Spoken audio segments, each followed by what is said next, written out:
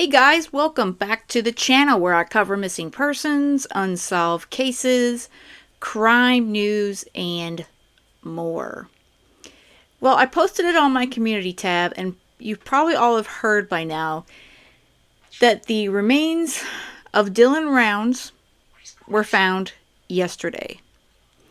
East Idaho News broke the news, and that is Nate Eaton, who has done extensive coverage and work on this case, and excellent work. He interviewed the family a number of times, and again, exceptional work. But let me give you guys the update here. The body of Dylan Rounds, a man from eastern Idaho who had been missing for nearly 2 years, was recovered Tuesday morning in a remote part of northern Utah near the Nevada line, according to his family. Dylan Rounds disappeared from his farm in the desert town of Lucian, Utah, over Memorial Day weekend in 2022. The 19-year-old spoke with his grandmother on the phone before he vanished and was never heard from again. His family has spent the past almost 2 years searching for answers. We thank everyone for their support and love, Candace Cooley, Round's mother, tells EastIdahoNews.com. We are grateful we now have Dylan's body and can bring him home as we continue our fight for justice. And let me tell you, his mama, Candace, and his father, they are not together, and they have been united on the front to find their son. And these are two strong, amazing parents. James Brenner is charged with aggravated murder and abuse or desecration of a human body in connection to Rounds' death.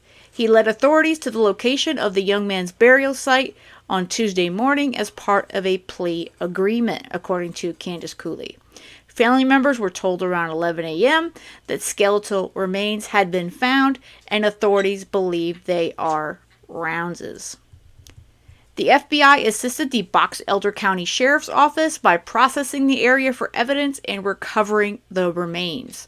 The remains are in the possession of the Utah Office of the Medical Examiner for confirmation of identity. The Box Elder County Sheriff's Office posted in a statement on Facebook. Our hearts go out to the family of Dylan Rounds. We offer our sincerest condolences for the loss of their family member.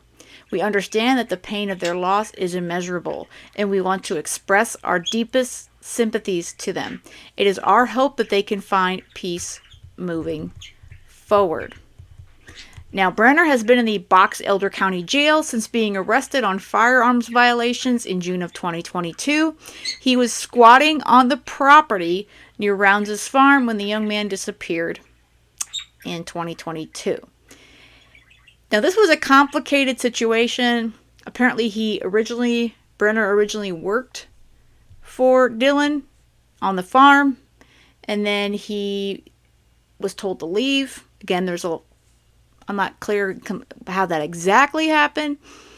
And then he squatted on the property, and apparently what we all thought was what happened was he took Dylan's life.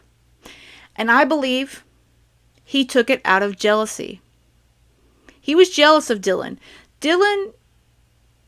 I remember reading about him and hearing about him from his mother.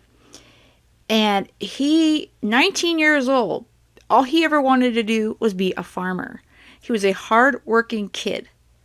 He got this farm with his grandparents and his family, and he was working hard to get this farm out in the middle of the desert, in the middle of nowhere, Utah. So, and obviously, James Brenner, he was jealous of what Dylan had going for him. And I don't know if something set him off, whether he was drunk. The details as far as how exactly happened are not out yet at this point.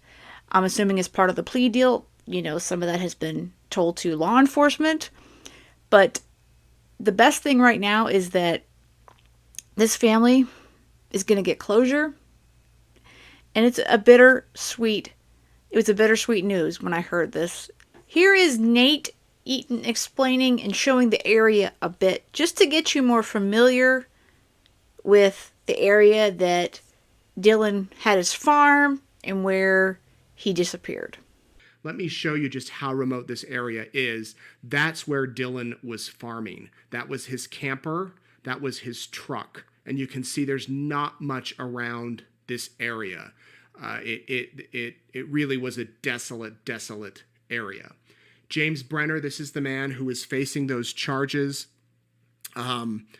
He, again, must have said something to investigators or cooperated or something. We don't have all of the details at this point, but they do have the remains because of where James Brenner led them. This is a spot where James Brenner had his camper. He lived near Dylan Rounds out there. Both of them were in separate campers. And when Dylan's family went out to begin looking for him in late May of 2022, they found his boots right there behind that mound of dirt, which was some distance off. And there was also a shed right by James Brenner's camper. This is what that shed looked like. And within a few days of Dylan disappearing, James Brenner cleaned that shed to the point of how it looks now. You know, it doesn't look very clean, maybe to some of us, but he did remove bags out of that shed, according to Dylan's family, and he did take those to an undisclosed location. And so all of this would likely have come into play if there was a trial. It still could, as far as evidence. But as I mentioned, according to Dylan's family, as part of some sort of plea deal, Brenner took the authorities to the area where Dylan's body was, and they were able to find it. I want to show you on a map just where this place is, because it's desolate. And when I say this place, I don't mean where Dylan's remains were actually found, other than it was in the Lucin area, but that's a very large area. But this is where Lucin is. If you pull out here, you can see the Nevada-Utah border right here on the left of your screen, and then over here is Montello, Nevada. Dylan went back and forth between Montello and Lucin quite a bit. This was another, if you want to say big town, it's not real big, but the closest, nearest town to where Lucin is. So he went back and forth between these two places. And in the early stages of the investigation, there was a lot of focus on Montello, and then it seemed to shift into Lucin. I don't even know if there's a population count for Lucin, but they do have an airport, as you can see. If we zoom out quite a bit more, this will give you a reference as far as where this is located. So over here is Tremont in Utah, Brigham City, Malad is here, Lava Hot Springs, Blackfoot, Shelley. So it's right over here. And it's quite a distance if you were to fly from Idaho Falls, if you were to drive from Idaho Falls down to Lucin. But this is where his body was found, and this is where family are breathing a sigh of relief now that his remains have been found. Again, excellent coverage and reporting through the last almost 2 years from EastIdahoNews, as well as Mob and a few other channels. And my thoughts and prayers go out to Candace Cooley, Justin Rounds, the entire family and all their friends. This has been a long haul for this family, and they've never given up. They have never given up on finding Dylan. Candace and Justin and that family has never given up hope. They were gonna bring Dylan home one way or another, and my thoughts and prayers go out to them. And I hope that this brings them some kind of peace and closure. It's going to take some time, I know. And collectively, I know all of our hearts go out to them, and we all send big hugs their way. And I'm going to close out the video with some photos of Dylan that I've been able to collect in the last couple of years. And rest in peace, Farmer Dylan. Rest in peace.